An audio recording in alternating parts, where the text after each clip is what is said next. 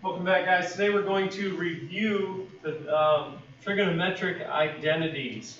So we need to prove that this left side is truly equal to the right side. So tangent x, I'm going to replace that with sine x over cosine x. That's one of our identities. And cotangent is cosine x over sine x. Secant is 1 over cosine x, and cosecant x is 1 over sine x.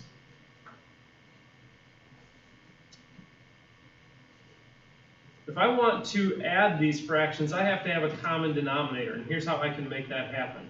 Multiply the top and bottom here by sine x, so that's sine squared x over sine x cosine x. And this one, multiply top and bottom by cosine x, so it's cosine squared x times cosine x times sine x. So now I've got a common denominator, and that's sine squared x plus cosine squared x over sine x cosine x. On the right side, I can multiply these without a common denominator, 1 times 1, and cosine times sine. It does not matter what order I write these in when I'm multiplying. So I'll write the same order as I have over here on the left. Sine x, cosine x. One of the Pythagorean identities says that sine squared x plus cosine squared x is 1. So 1 over sine x cosine x is equal to 1 over sine x cosine x. And that proves that the original statement is true. I don't know why this happens on this program sometimes, so I'm just going to have to go to the next page and back, and that'll fix it. Now I can go down to number 2.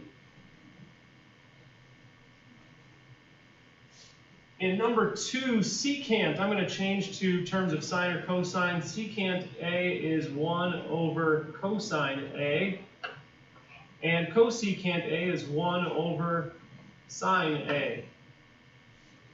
Plus sine A over cosine A equals 2 times, and I'm just going to leave tangent A as it is for now, and we'll see if I need to change that later on or not. So when I divide these fractions, I multiply this outer loop to get the numerator, so that's sine A. The inner loop is the denominator, that's cosine A, plus sine A over cosine A.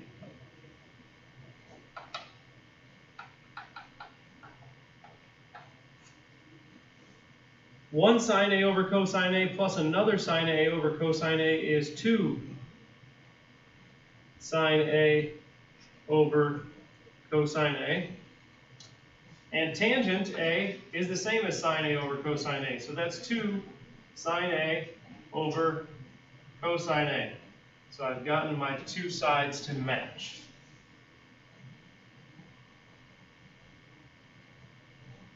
In number 3, I think the simplest way is to look at all 3 terms here and notice that there's a sine squared in all of them. So I can divide all 3 terms by sine squared theta.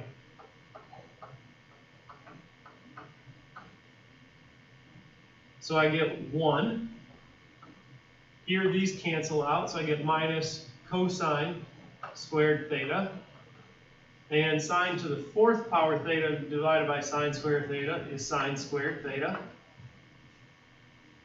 And one of the Pythagorean identities says 1 minus cosine squared theta is sine squared theta. So I've gotten the two sides to match.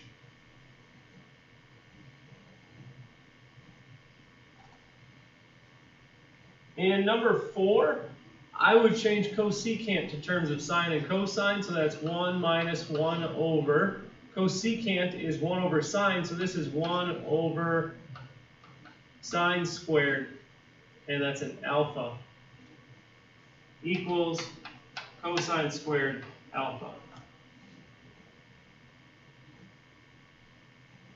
So here, I will do an outer loop to get a numerator.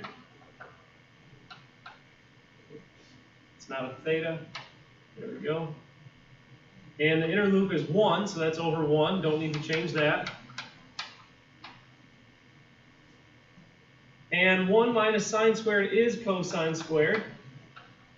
It's one of our Pythagorean identities. We'll do it again. There we go. So the two sides match, proving that the original statement is true.